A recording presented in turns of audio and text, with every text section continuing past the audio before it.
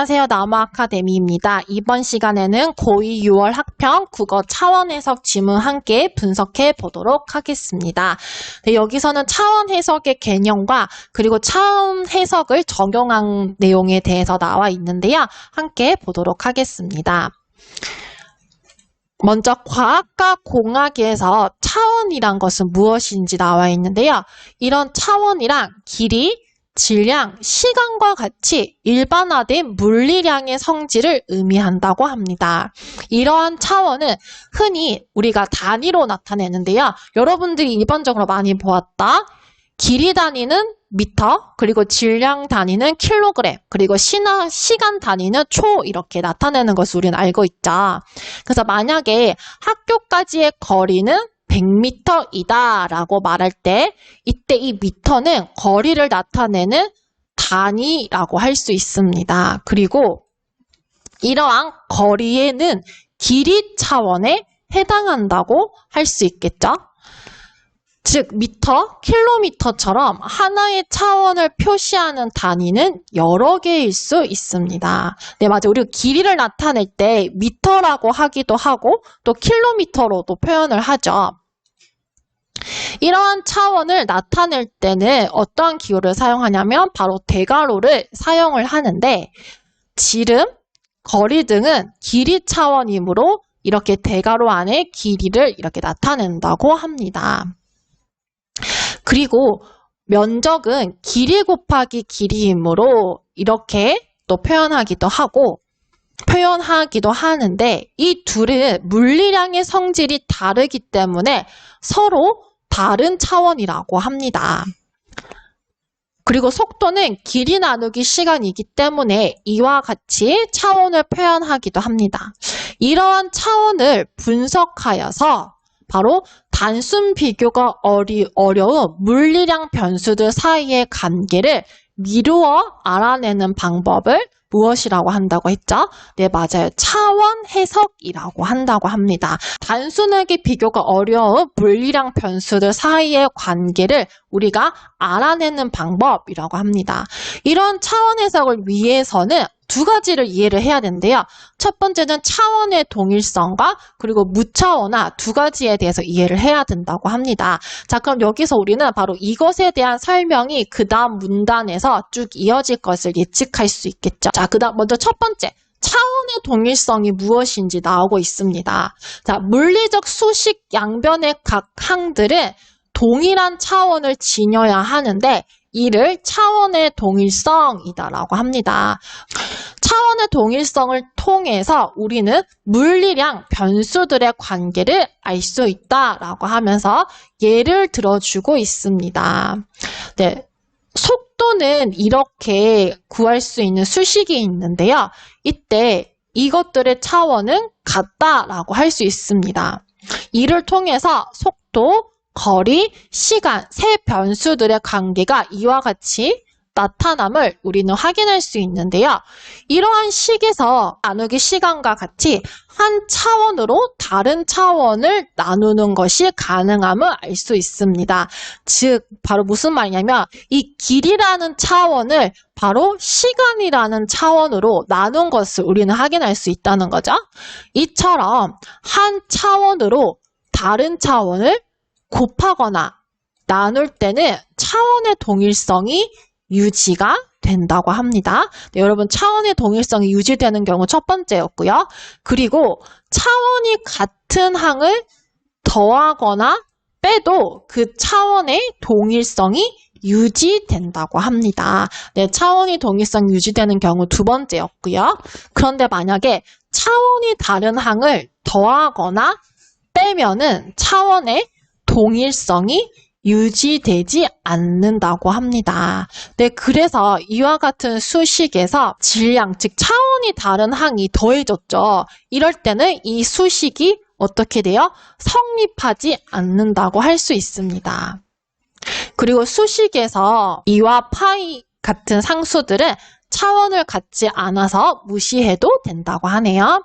자, 그 다음 두 번째 무차원화에 대해서 알아보도록 하겠으나 차원을 지닌 변수나 수식을 차원이 없는 상태로 만드는 작업을 말한다고 합니다. 차원은 단위로 나타내므로 차원이 없다는 것은 즉 단위가 없다는 것을 의미한다고 할 수 있겠죠. 자, 그렇다면 무차원화는 어떻게 하는 것인지 그 간단한 무차원화 방법을 나타내고 있습니다. 무차원화 방법은 무엇이냐면 어떤 기준이 되는 양을 놓고서 이 양과 상대적인 크기를 비교하는 것입니다. 네, 무차원화의 방법 나오네요. 상대적인 크기를 비교하는 것.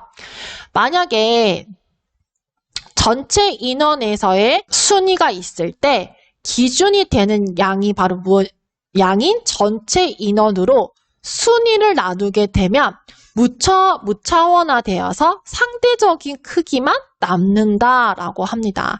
즉 바로 이 말이 무엇이냐? 순위를 바로 전체 인원으로 나누게 되면 이것이 바로 상대적인 크기가 된다는 말인데요. 예를 들어서 참가 선수 100명, 이것은 전체 인원이겠죠? 이 중에서 10이 순위예요. 12를 했다면 이 10을 100으로 나눴기 때문에 그 값은 0.1에 해당한다고 할 수 있겠죠? 그리고 만약에 20명 중, 즉 전체 인원이 20명이에요. 대문자 n, 그 중에 12를 했어요. 그러면 순위가 10인 거죠? 이 20을 10으로 나누면 이 값은 무엇이 되나요? 맞아요. 0.5가 됩니다. 즉 무차원화된 수는 바로 0에서 1 사이의 값을 갖는데 0.1과 0.5와 같이 차원이 없어져서 이 둘의 상대적인 크기의 비교가 가능해진 것입니다. 근데 여러분 보세요. 이렇게 상대적인 크기를 알기 전에는 참가 선수 100명 중에 12, 그리고 참가 선수 20명 중에 12 이렇게 보다 보니까 어떠한 것이 더 높은 것인지 낮은 것인지 비교가 안 됐죠. 그런데 이렇게 상대적인 수치로 나타내다 보니까 그 크기의 비교가 가능해진 것입니다. 네, 무차원화는 이렇게 변수들 사이의 관계를 나타낼 때도 편리한데요. 이때는 차원을 가진 두 개의 변수 x와 y의 관계 대신에 두 변수를 기준이 되는 양 a, b로 나누어 각각을 무차원한 x, y의 관계의 그래프로 나타낼 수 있다고 합니다. 자, 이렇게 차원의 동일성과 무차원화를 고려해서 차원 해석을 다음과 같이 해볼 수 있다라고 차원 해석의 적용이 나타나 있는데요. 만약에 지상에서 질량 m인 물체를 위쪽을 향해 속도 v로 던졌을 때 도달하는 최대 높이를 구하려고 한다고 합니다. 이때 이와 같이 가정할 수 있는데요. h, 즉 최대 높이의 값은 각 변수들의 거듭 제곱의 조합으로 이루어진다고 합니다. 즉 질량과 여기 나오죠. 그리고 속도와 중력 가속도를 이렇게 거듭 제곱으로 나타냈습니다. 이때 각 변수의 차원은 바로 이렇게 나타낼 수 있겠죠. 그런데 우리는 어때요? 양변의 차원이 동일해야 하기 때문에 A는 0, B는 2, C는 마이너스 1이 되면 우변에서 길이 외의 차원은 없어져 좌변처럼 길이가 된다라고 합니다. 따라서 차원 해석을 하게 되면 높이는 이와 같이 나타낼 수 있다고 하네요. 이때 중력 가속도는 정해진 값이 있기 때문에 결론적으로 이 식에서 위로 던진 물체의 최대 높이는 질량과 관계가 없고 속도의 제곱에 비례하는 것을 알 수 있었습니다. 이렇게 차원 해석으로 우리는 실험 없이 단순히 각 변수들의 차원만 분석해도 꽤 구체적인 결과를 도출할 수 있었습니다.